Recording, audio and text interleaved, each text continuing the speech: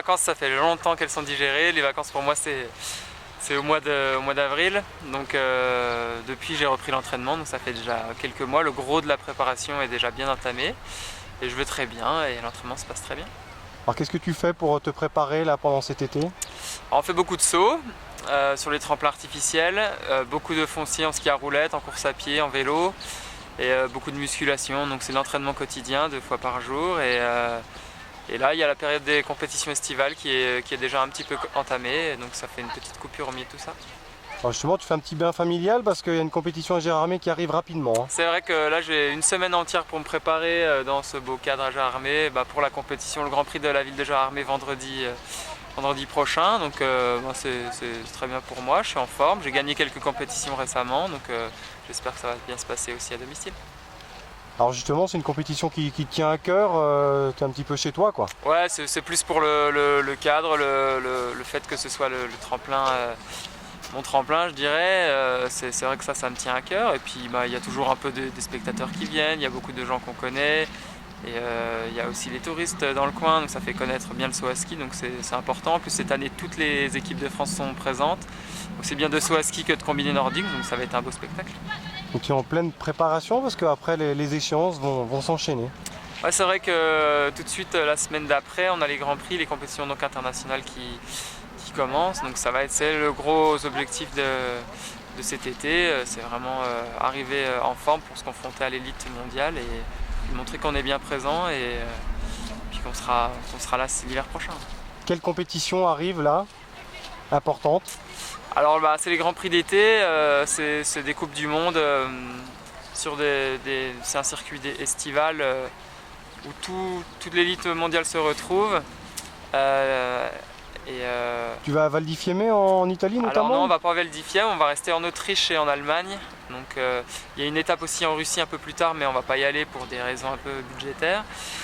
Mais voilà, c'est le même principe que l'hiver, sauf que on fait des courses en ski à roulettes, la plupart du temps dans des circuits dans les villes, donc ça donne aussi un petit plus à la compétition. Dans un coin de ta tête, il y a les JO d'hiver ou c'est encore très très loin? J'ai tendance à travailler un peu plus d'année après année, donc pour le moment je me concentre vraiment sur la saison qui arrive, une saison qui va être entièrement consacrée aux Coupes du Monde, parce qu'il n'y a pas de championnat du monde ni de Jeux Olympiques. Donc je me concentre vraiment là-dessus pour le moment. Les JO, j'y pense. Il y a déjà avant ça les championnats du monde de 2017 en Finlande. Et ensuite les JO, voilà, c'est bientôt, donc je pense qu'on va y être assez vite, mais j'essaye d'y aller petit à petit.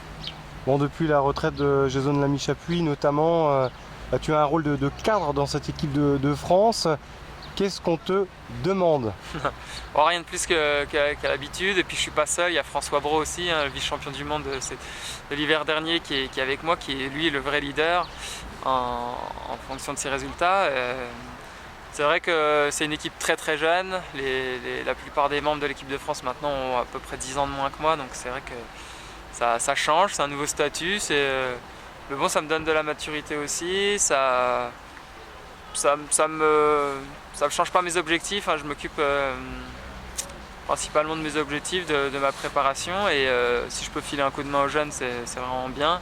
En tout cas, l'ambiance est très sympa, et malgré le départ de Jason et Sébastien.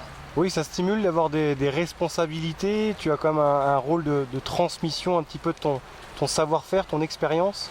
C'est sûr, ouais, et puis notamment au niveau des résultats, il y aura de l'attente autour de nous, parce que voilà, ça va être nous l'élite française, donc c'est vrai que ça stimule, et puis je pense que ça peut que nous pousser vers le haut. En tout cas avec François, l'été se passe très très bien, et avec les jeunes aussi, donc je pense que ça va se confirmer l'hiver prochain. Maintenant le gros challenge de l'équipe, c'est vraiment justement de reformer une équipe à 4 athlètes de très haut niveau pour aller jouer les médailles dans les échéances à venir.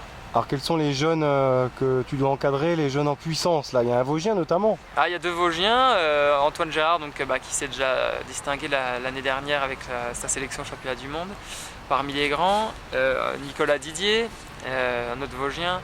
Ensuite il y a des Jurassiens comme Laurent Munthaler, qui sont vraiment très talentueux au tremplin. Et d'autres comme Hugo Buffard, lui qui est plutôt très talentueux sur les skis de fond. Donc voilà, maintenant il faut trouver un équilibre avec tous tous ces jeunes. Et puis de toute façon ils savent que la porte est grande ouverte pour venir sur le circuit majeur, et il y a de place à prendre. Bon, tu as 30 ans, tu es toujours sous contrat avec les douanes. Tu te donnes combien d'années encore au plus haut niveau? Comme je te le disais, je vais y aller petit à petit, une année après l'autre. Et c'est vrai qu'il y a les JO bien sûr dans un coin de ma tête, ça j'y pense. Mais j'ai pas du tout décidé de m'arrêter ou de continuer après ces JO, où je verrai vraiment en fonction de mon état de forme, de ma motivation, du plaisir que je prends à pratiquer le sport de haut niveau, à m'entraîner tous les jours. Et en fonction de ça, je prendrai une décision un jour. C'est le corps qui décide, on voit quand on est moins performant? Ouais, en attendant, pour le moment, j'ai pas eu l'impression d'avoir des baisses de régime. Au tremplin, je suis plutôt de plus en plus performant maintenant, de plus en plus régulier en tout cas, donc c'est ce qui compte.